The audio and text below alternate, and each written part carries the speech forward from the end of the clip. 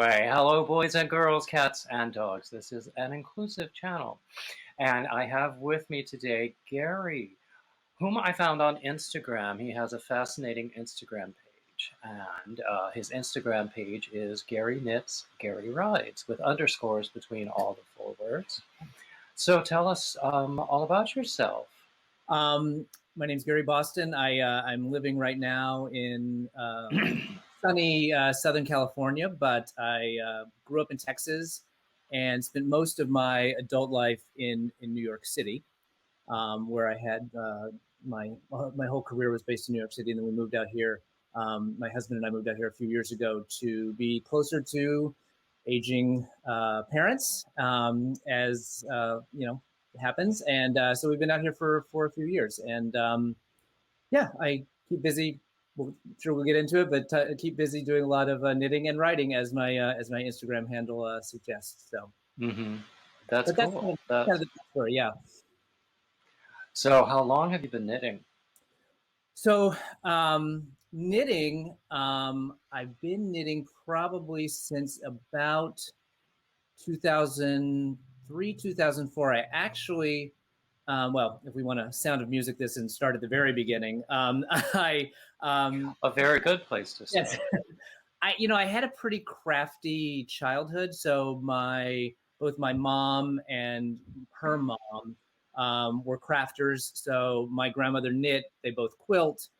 So we were kids, we did a lot of I assume it still exists, but needlepoint on plastic canvas. And you made these sort of, tissue box covers and, all placemats and things like that. So it was, big thread, or yarn, basically, a needle. So it was easy for kids to do. So we did a lot of that. And then I kind of graduated up to counted cross stitch when I was sort of preteen and teenager.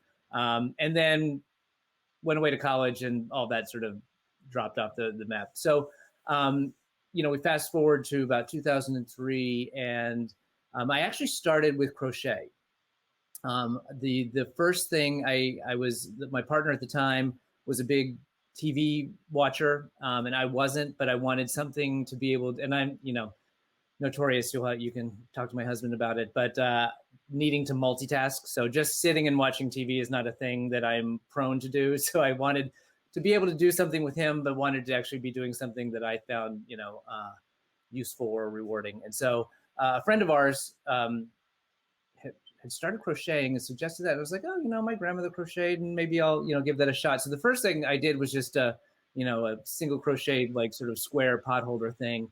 And at that point in time, there was pre-Ravelry and pre the sort of explosion in fiber arts, and the things that I was finding, I wasn't really interested in trying to do a big afghan, and most of the crochet patterns I was finding, where it was a lot of granny square stuff and things that just I wasn't going to ever wear myself, and so I kind of shifted gears and picked up the Stitch and Bitch book by Debbie Stoller, I think was her name.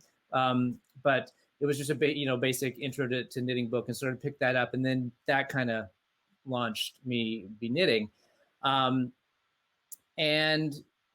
so I kind of went through the normal, did a hat, did a scarf, did some more things. I was living in New York at the time, and a friend and I discovered that we were both knitters, and he approached, so this is probably 2004, he approached a woman who owned a knit shop, a yarn store in the East Village. It doesn't exist anymore, called Knit New York, and pitched the idea of doing a men's knitting night. And she was like, sure, why not? And so for about a year, we co-hosted a men's knitting night in this little yarn shop in the East Village. And, we'd all bring beer and wine and whatever, and we'd sit around, and, it grew, we got to a point where there were, like, on a good night, 10 or 12 of us. And so that was a lot of fun. And I was at a point in my career at that point where I'd kind of taken a hiatus for a year and was doing some pro bono work. And so I had a lot more free time. And so I knit a lot then. And then things changed.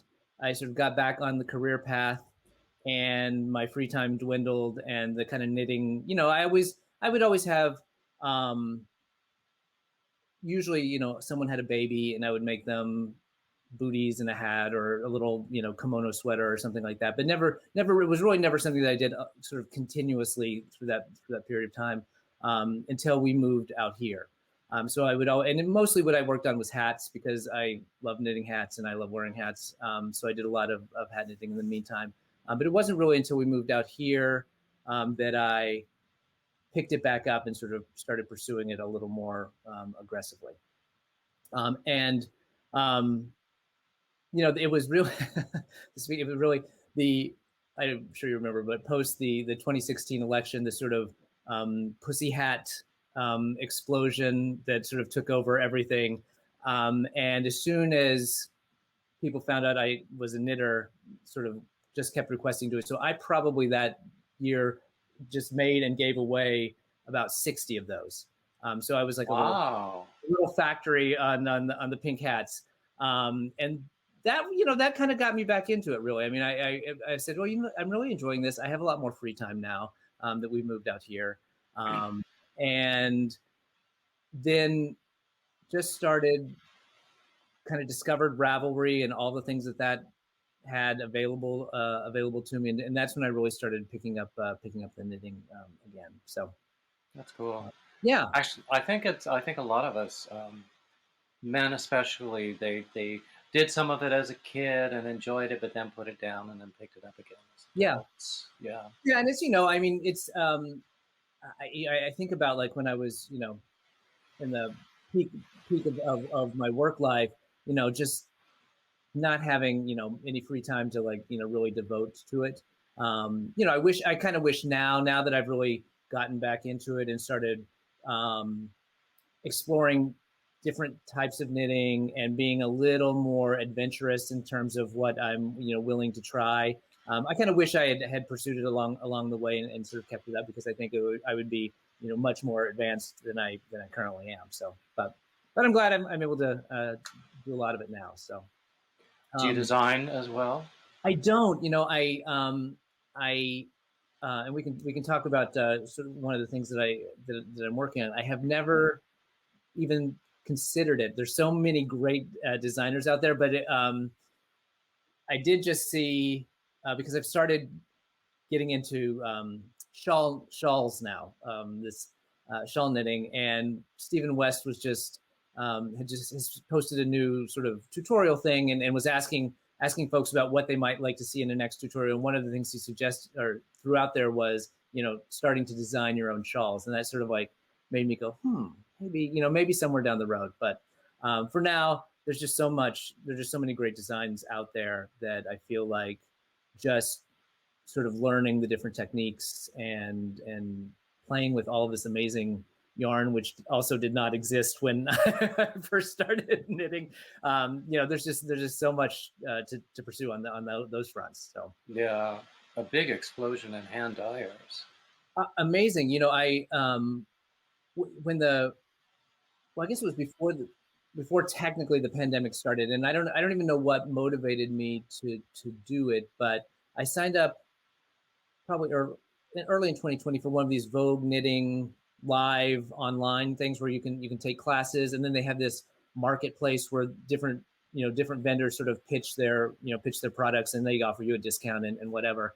And I think was trying to learn some new techniques, and so I said, I'll take some classes, and then I had access to all of these vendors, and just these indie dyers just blew my mind, just how many of them were out there, and you know, all of these people that were kind of in their kitchens and making this gorgeous yarn. I will say that it did lead to a bit of an explosion on the purchasing side on my end, where my yarn stash, you know, grew from one little plastic tub to several plastic tubs, and now taken over a closet. But I still, after watching, you sure it's a closet and not a whole room? Not yet.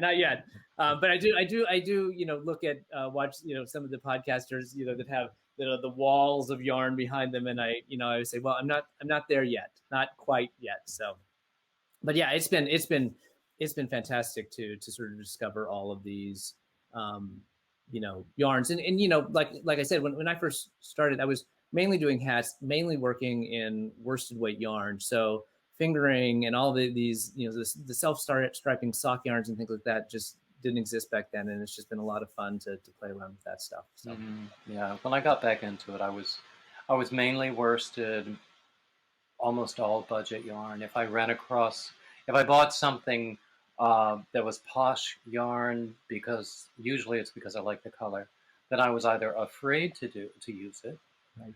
or didn't know what to do with it. Yeah. And I still, well, not from those days, but I have posh yarn now that I'm afraid to use. And I just have to, what I need to do is listen to the yarn. Yeah. It's, I always get a little scared when and this is probably again why I sort of gravitated towards hats, is whenever I'd find an expensive yarn that I loved, I was scared to buy too little of it, because I was like, what if I start making that scarf and I run out, and then what I'm going to do? So I'm like, I always sort of said, well, at least I can make a cashmere hat out of this, this beautiful, this big cashmere yarn, which is what I ended up doing, because at that time I didn't have the budget to buy a sweater's quantity of super fancy yarn. So yeah, exactly. Yeah. And well, as time goes by, there are more and more of those budget yarns that I just don't want to use again. Yeah. Because and more of the nice ones that I do. Yeah. I found that there's that sort of in between, like I know you have talked before with folks about, like knit picks. Like I think some of their, like the sort of the acrylics that they do are much, much better than at least the acrylics that I inherited from my grandmother from the 70s, which, were squeaky. The kind of yarn that gives acrylic a bad name. Yeah. But I think that has improved. And the way that they're, able to sort of blend some wool in with an acrylic to sort of make a little nicer touch to the yarn. So yeah, actually I like a nice soft touch acrylic, and some of those really can be budget yarns. Yeah. I just don't like a harsh touch. Yeah. And for some purposes, especially for babies, you want something that's synthetic so that it's washable. Well, and one of the things that really got me ramping up my production is I decided a couple years ago that for all of the young people in our lives, so friends and nieces and nephews, as they graduated from high school, what I was going to do is for graduation was make them a dorm blanket for their dorm room. And for that you want something that a college kid can throw in the wash and not have to try to worry about hand washing and all that stuff. And so there's some great products out there for easy care and stuff like that. I still have one of those dorm blankets that my grandmother made for me when she crocheted it, and it was when I started college in 1980.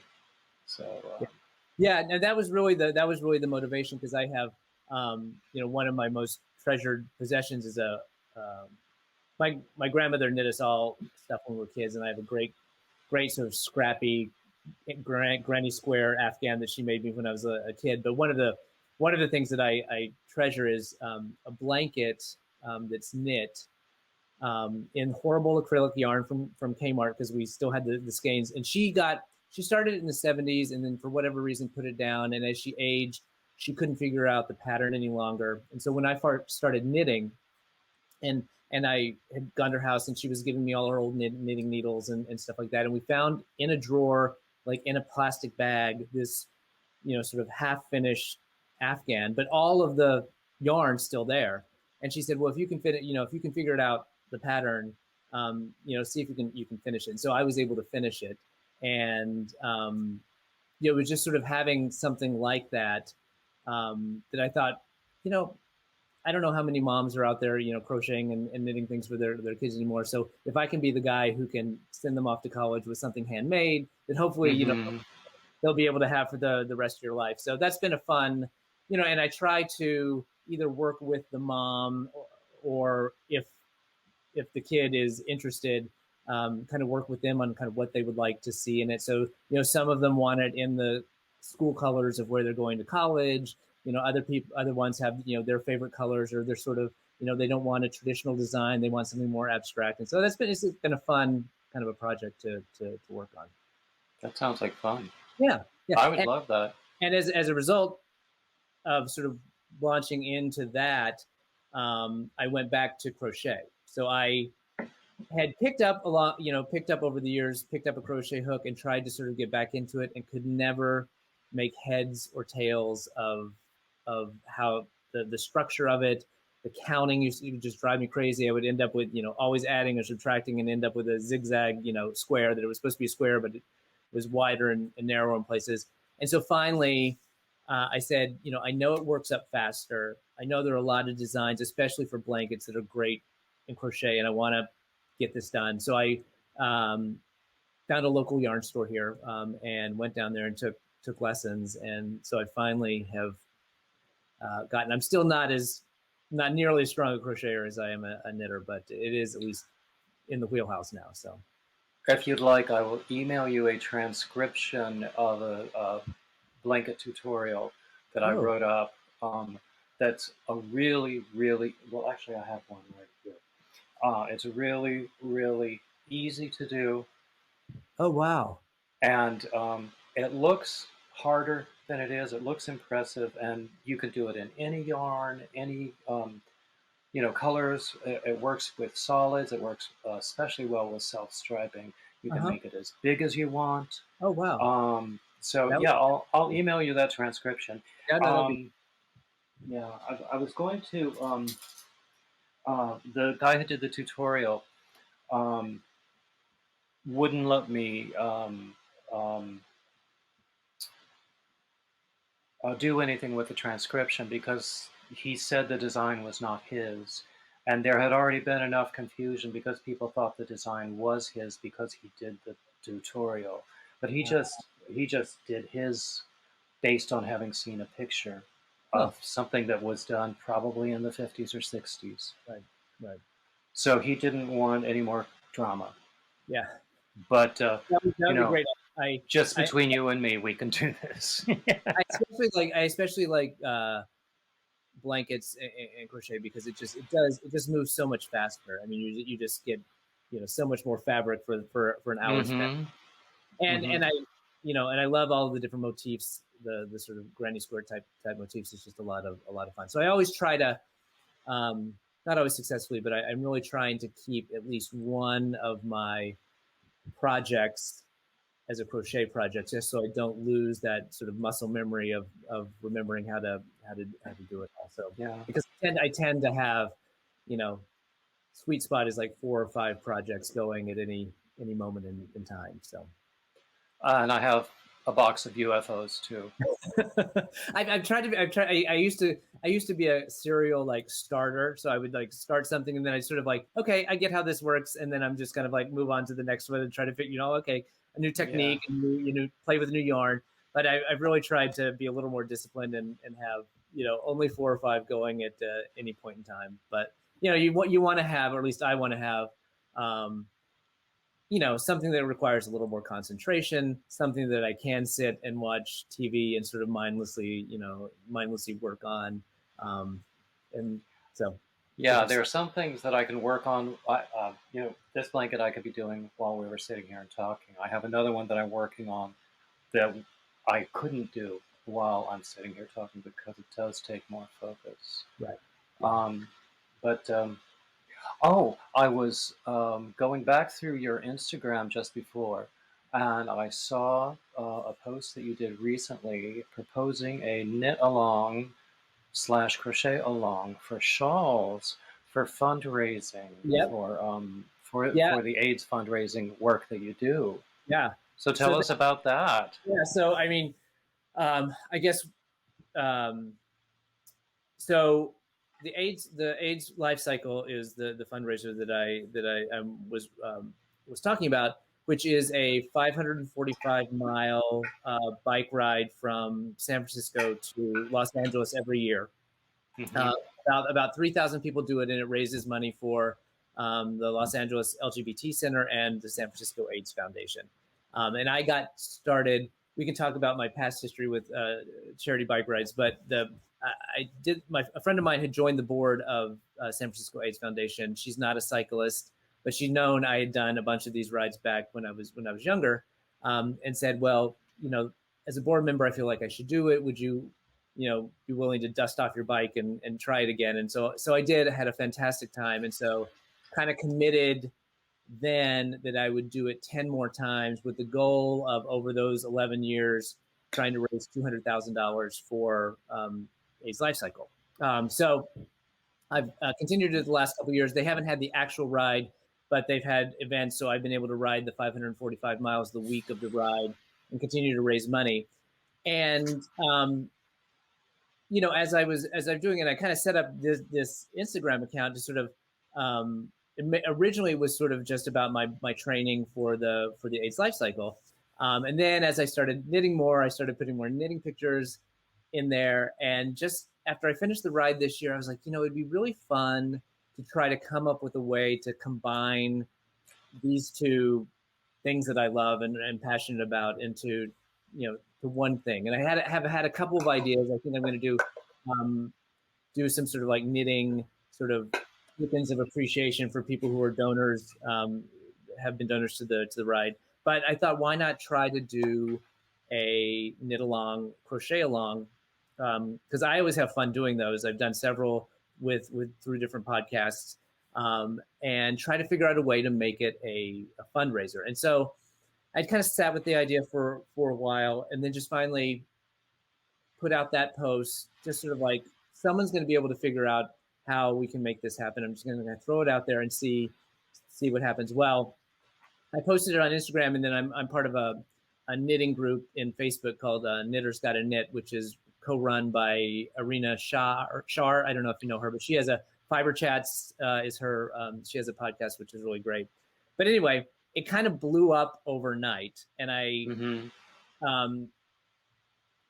Adela at Lola Bean Yarn Company and the Knitmore Girls podcast shared it. And so all of a sudden, where I was hoping to maybe find one designer who would say like, oh yeah, I'll help with the design and we can do this, had dozens of people come back to me, and then started talking to a bunch of different people who said, well, why, if you're getting this great response, why just do this one Mao, whatever you want to call it. Why not try to do a series of them over the course of the year and sort of have a continuous, fundraiser happening. So that is, and this, I sort of briefly posted about it, so this will be the first time that it's really, getting out there, but that's what we're going to plan to do. So the original plan was to do a knit along and crochet along in sort of the April, May time period. And we're still going to do that. Just to be fair to the folks that responded to me, kind of the first couple of people that responded to me, I'm working with them, and we're going to have that happening. But I'm going to try to expand it now, and maybe starting as soon as sometime in September. May not all be shawls, but we're going to try to every couple months do one of these, and try to. A lot of the designers were kind of new designers, and so I thought it'd be fun to sort of like help some new designers get some stuff out there, and raise a little money for the AIDS ride. Yeah, I commented just as soon as I saw the post, but I felt like I was late to the party because I would love to volunteer. I saw your response this morning, and I am absolutely going to hit you up because there's been a lot of interest on the knitting side, but I'd love to be always, maybe not every single time, maybe we'll alternate, but a couple times to do a joint thing. So I will definitely follow up with you, and I'd love to do that. But also I saw at least one person volunteering to coordinate the sort of patterned and yarn kits, putting those together. And if you could do that and sell those at a premium, that would be an amazing fundraising device. Yeah, it's interesting because, especially if you could get like a yarn vendor to give you a substantial discount or even a donation. Right. How cool would that be? That would be amazing. We've a couple of the yarn dyers have reached out and said they would be willing to or would like to try to help out however they can. And this is kind of it's a little different than how a normal make along, would work, because there's this money aspect of the fundraising aspect to it that we're trying to kind of negotiate. And I said from the beginning, my my only two real goals were, to make a little money, but for the charities, but to have fun. And I wanted to make sure that any of the vendors, whether it was a designer or a yarn dyer, were getting fully compensated, because I don't want, I know people are very generous, but at the same time, it's labor, and I want to make sure that the designers are able to make, are not giving away their stuff for free. And so we're each I think each designer is going to work a little differently. Whether it's I did a little poll, and it seems like the sweet spot for people who want to participate is kind of in the $5 to $7 range, what they're kind of willing to pay above and beyond the cost of a pattern as a sort of a charitable donation. So we're kind of figuring out